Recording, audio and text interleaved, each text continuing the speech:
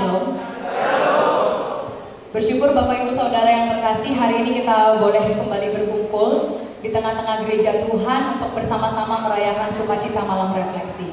Kalau mengingat 2 tahun ke belakang dengan COVID-19, rasanya saya nggak percaya gitu ya, kita bisa melakukan malam refleksi dengan begitu gegap gempita pada hari ini.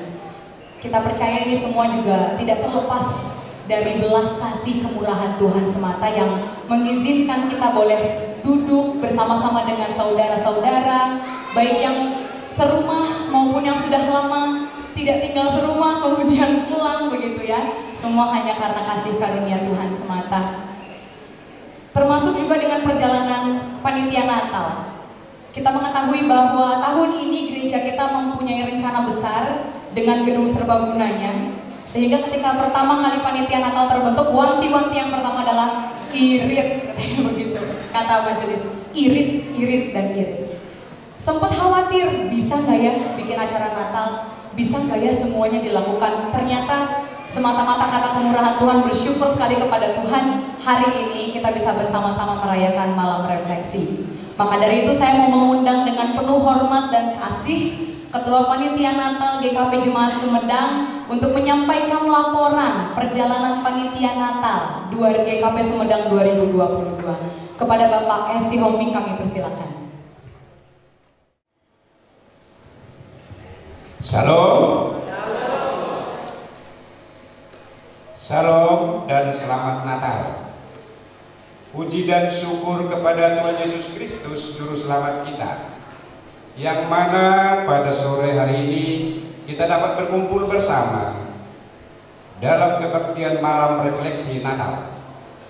Berkenaan dengan kebaktian hari ini yang akan berlangsung, saya sebagai Ketua Panitia Natal mengucapkan selamat datang dan selamat beribadah bagi jemaat yang hadir pada saat ini. Pada kesempatan ini, izinkan saya membacakan laporan Natal. Pada tahun ini, tema Natal diambil sesuai dengan PGI adalah pulanglah mereka ke negerinya melalui jalan lain, Matius 2 ayat 12. Adapun kegiatan rangkaian Natal tahun 2022 yang telah dilaksanakan yaitu 1. Kebaktian dan perayaan anak Natal sekolah minggu pada hari Sabtu 17 Desember 2022 pukul 16.00 WIB sampai selesai. 2. Kebaktian kaum pemuda remaja pada hari Minggu 18 Desember 2022 pukul 16.00 WIB sampai selesai. 3. Kunjungan Natal ke pos kebaktian Ganjar Temu pada hari Minggu 18 Desember 2022 pukul 09.00 WIB. Panitia memberikan tanda kasih Natal dan bingkisan untuk anak sekolah minggu. 4. Christmas Carol, kunjungan kepada jemaat yang menderita sakit pada hari Senin 19 Desember 2022. 5. Kebaktian malam refleksi Natal pada hari Sabtu 24 Desember 2022 pukul 17.00 WIB jam 5 sore. 6. Kebaktian Natal pada hari Minggu 25 Desember 2022 pukul 09.30 WIB setengah 10 pagi. Pada kesempatan ini juga saya mengucapkan terima kasih kepada pendeta jemaat, majelis jemaat, dan seluruh jemaat yang telah mendukung dan berpartisipasi, dan kepada seluruh panitia Natal dan semua pihak yang terlibat dalam penyelenggaraan Natal ini. Saya ucapkan terima kasih yang sebesar-besarnya, di mana di antara kesibukan tugas masing-masing yang menumpuk masih tetap mempersiapkan segala sesuatunya sehingga perayaan Natal pada sore hari ini dapat terlaksana dengan lancar. Kiranya apa yang telah kita lakukan, kiranya Tuhan selalu memberkati. Sebelum saya mengakhiri laporan saya pada sore hari ini, saya selaku Ketua Panitia Natal mohon maaf yang sebesar-besarnya kepada semua pihak jika merasa belum puas atas pelayanan, susunan acara, fasilitas maupun kata-kata yang tidak berkenan di hati Bapak, Ibu, serta saudara sekalian. Demikianlah laporan Natal yang dapat saya sampaikan. Semoga Tuhan Yesus selalu menyertai dan memberkati setiap langkah kita. Selamat Natal 2022 dan selamat menyongsong tahun baru 2023.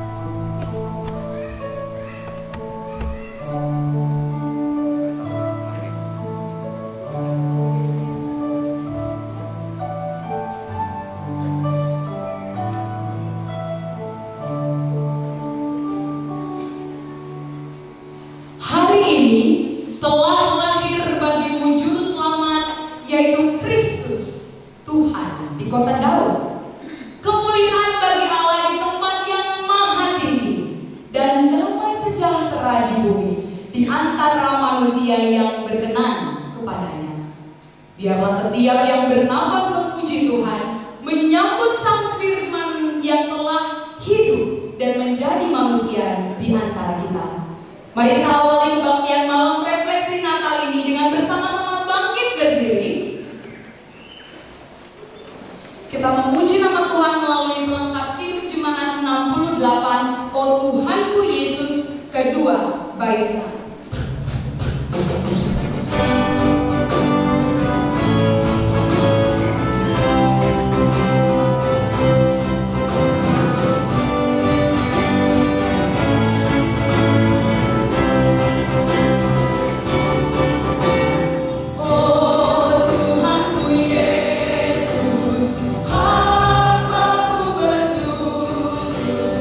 Di hadapan-Mu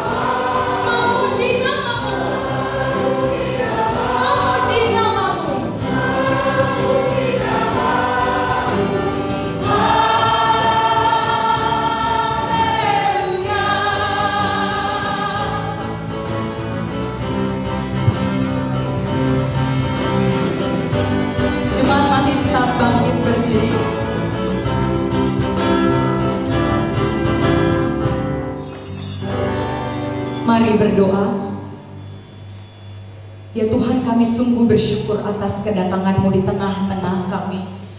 Tak selayaknya kami datang menerima kunjungan-Mu ya Tuhan, karena kami kerap kali berlarian menjauh daripada-Mu. Tapi Engkau berelakan hadir meninggalkan tahta-Mu yang mulia untuk mengunjungi kami, lahir untuk mati menebus dosa-dosa kami. Ya Tuhan, kini kami mau bersama-sama menghayati hari kelahiran Tuhan Yesus Kristus. Biarlah ibadah ini boleh mempernyatakan kemuliaan Tuhan, boleh mempernyatakan kebesaran Tuhan. Biarlah setiap hati, pikiran kami boleh sungguh-sungguh terarah untuk memuji dan memuliakan nama Tuhan. Di dalam nama Kristus Yesus yang kelahirannya kami sambut pada hari ini, kami berdoa dan bersyukur. Amin. Jemaat dipersilakan duduk kembali.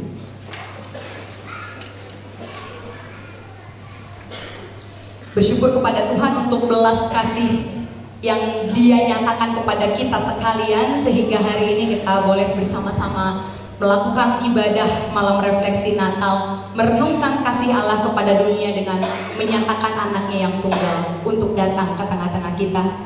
Maka dari itu Bapak Ibu, mari bersama-sama meyakini bahwa ibadah malam Natal hari ini terjadi karena pertolongan kita adalah dalam nama Tuhan Allah, pencipta langit dan bumi, yang mengutus anaknya yang tunggal, Tuhan kita. Kasih Kristus menerangimu dan memberi damai sejahtera. Adapun nas pembimbing pada kebaktian malam refleksi hari ini diambil dari Filipi pasalnya yang keempat, ayat yang keempat yang berbunyi demikian. Bersukacitalah senantiasa dalam Tuhan, sekali lagi kukatakan bersukacitalah. Kini Bapak Ibu, saudara-saudara yang terkasih, kita akan bersama-sama mendengarkan kesaksian pujian yang akan disampaikan oleh guru-guru sekolah minggu. Kepada guru-guru sekolah minggu dipersilakan.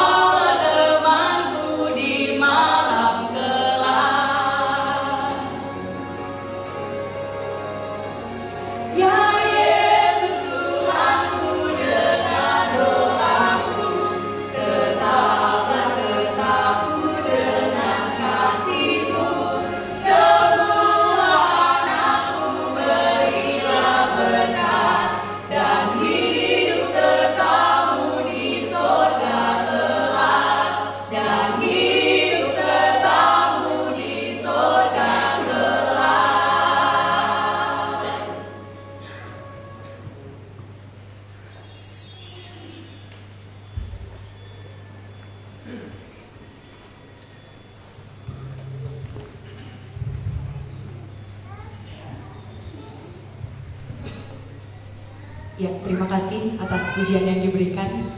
Kiranya boleh menjadi persembahan yang berkenan bagi Tuhan.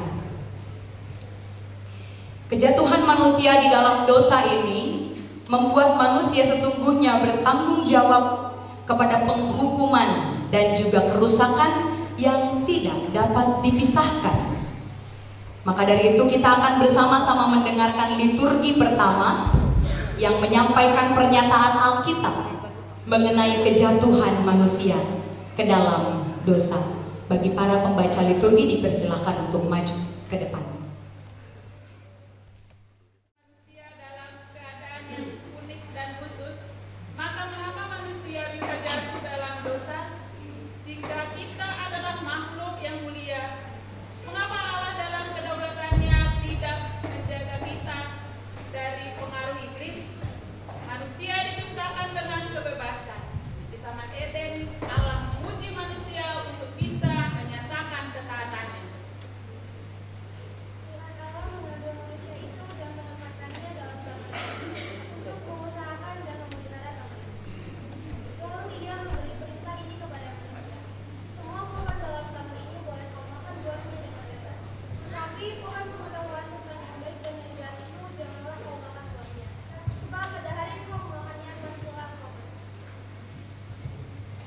Adapun ular ialah yang paling cerdik dari segala binatang di darat, dan berkata kepada perempuan itu, "Tentulah Allah berfirman, semua pohon dalam taman ini jangan kamu makan buahnya, bukan?" Lalu sahut perempuan itu kepada si ular, "Buah pohon-pohonan dalam taman ini boleh kami makan, tetapi buah pohon yang ada di tengah-tengah taman, Allah berfirman, agar jangan kami makan atau raba, sebab nanti kami akan mati." Tetapi ular itu berkata kepada perempuan itu, "Sekali-kali kamu tidak akan mati, melainkan matamu akan terbuka dan kamu akan menjadi seperti Allah." Perempuan itu melihat bahwa buah pohon itu baik untuk dimakan dan sedap kelihatannya. Lalu dia mengambil dari buahnya, dimakannya, dan diberikannya juga kepada suaminya. Maka terbukalah mata mereka berdua, dan mereka tahu bahwa mereka telanjang. Ketika mereka mendengar Allah memanggil mereka, manusia itu ketakutan dan bersembunyi, sebab mereka telanjang. Mereka saling menyalahkan satu dengan yang lain. Lalu berfirmanlah Tuhan Allah kepada ular itu, "Dengan perutmulah engkau akan menjalar, dan debu tanahlah akan kau makan seumur hidupmu. Aku akan mengadakan permusuhan antara engkau dan perempuan ini, antara keturunanmu dan keturunannya." Firman-Nya kepada perempuan itu, "Susah payahmu waktu mengandung akan kubuat sangat banyak. Dengan kesakitan engkau akan melahirkan anakmu." Lalu firman-Nya kepada manusia itu, "Karena engkau mendengarkan perkataan istrimu dan memakan dari buah pohon yang kuperintahkan tidak kau makan, maka terkutuklah tanah karena engkau. Dengan bersusah payah engkau akan mencari rezekimu dari tanah seumur hidupmu." Adam dan Hawa jatuh ke dalam dosa yang mengakibatkan semua manusia jatuh ke dalam dosa. Dosa pertama adalah manusia mau bebas di dalam kebebasannya, sehingga manusia mau berbuat sesuatu berdasarkan kehendaknya dirinya sendiri. Adam dan Hawa mau melampaui kebebasan mereka yang terbatas. Kejatuhan manusia di dalam dosa ini membuat manusia bertanggung jawab kepada penghukuman dan juga kerusakan yang tidak dapat dipisahkan. Dosa yang sudah menguasai seluruh dunia. Bagaimana manusia yang dikuasai dapat mengerti kuasa yang membelenggu mereka?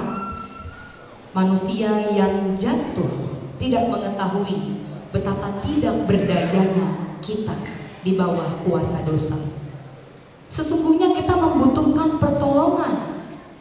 Marilah dengan remuk hati kita akui keberdosaan kita di hadapan Allah melalui saat teduh secara pribadi.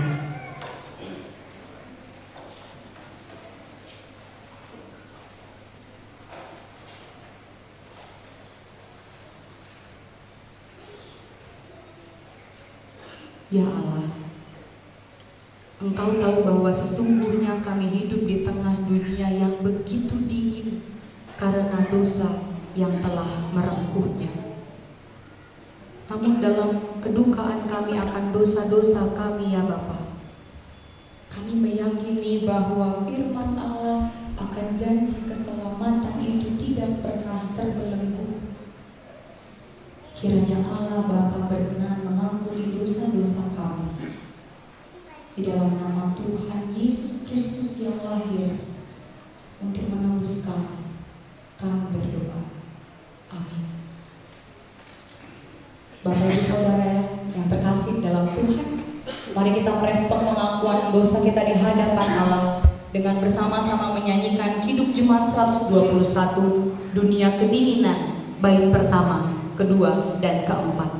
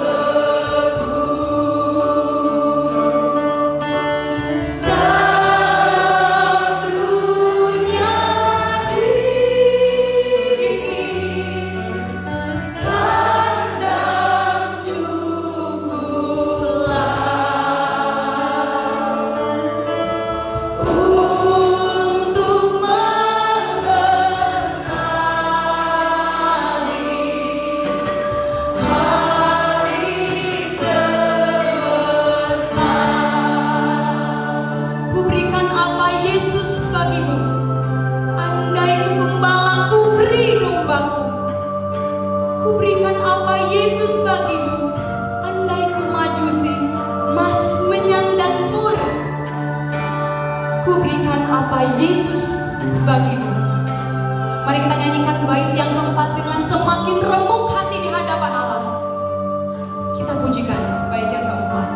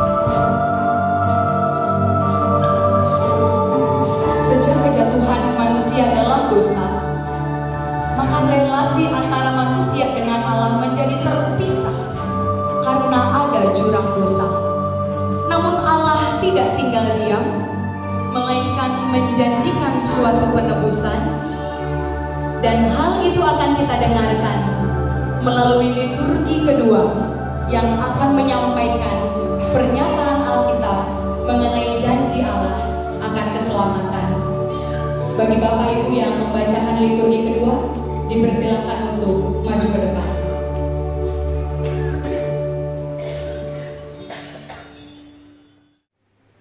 Manusia berdosa tidak bisa berelasi dengan Allah dalam kesucian, sukacita, dan damai.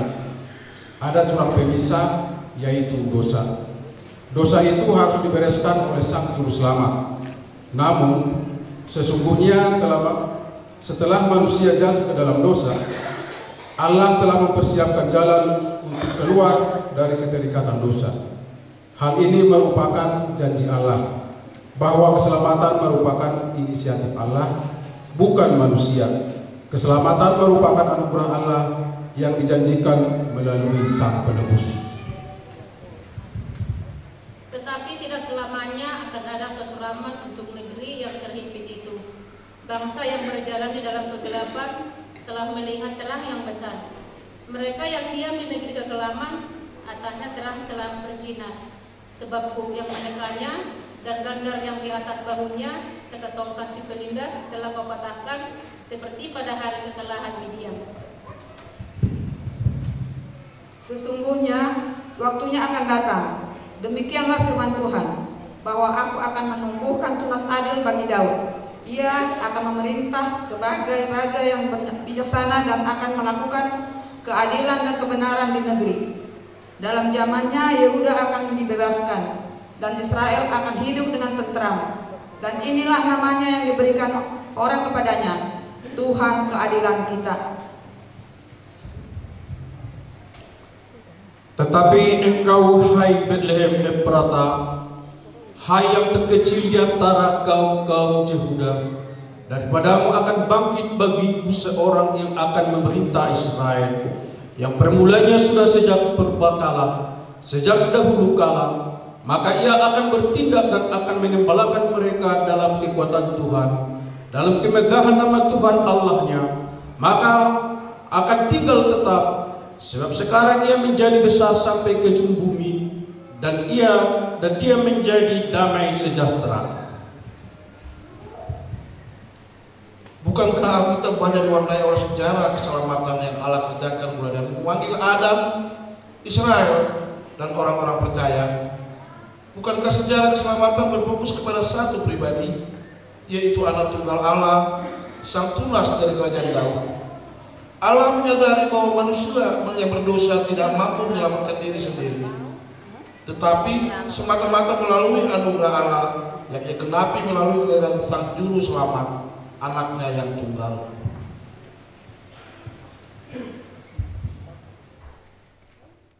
Bagi setiap kita yang telah bersungguh hati mengaku dosa di hadapannya, marilah, baiklah kita berperkara firman Tuhan. Sekalipun dosamu merah seperti kirmizi, akan menjadi putih seperti salju. Sekalipun berwarna merah seperti kain kesumba, akan menjadi putih seperti bulu domba. Jemaat yang terkasih, bagi setiap kita yang dengan bersungguh hati mengakui dosa-dosa kita di hadapan Allah dan merindukan akan belas kasih pengampunannya, kini arahkanlah hidup kita untuk merasakan keagungan rahmat-Nya. Mari kita merespon berita anugerah pengampunan ini dengan bersama-sama bangkit berdiri. Kita kembali memuji nama Tuhan melalui pelengkap hidup jemaat nomor 136 pada bintang nyata karyanya kita pujikan 2 kali.